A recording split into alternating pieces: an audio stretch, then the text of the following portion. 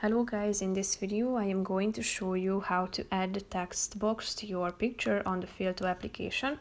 But first I just want to mention, don't forget to subscribe to my channel because at 10,000 subscribers I am going to show you my whole YouTube revenue statistics and growth strategy, how to make money online. So let's jump into it. First of all, open the application on your phone.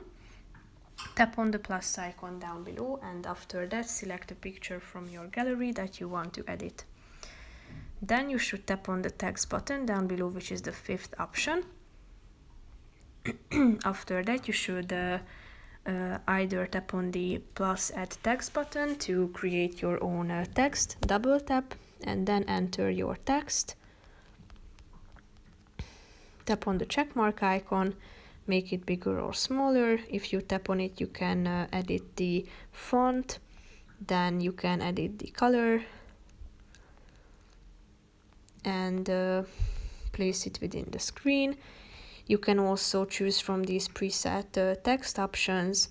Just simply click on the relevant one and then you can place it within the screen as if it was a sticker. So that's pretty much it for this video, guys. See you in the next one. Bye bye.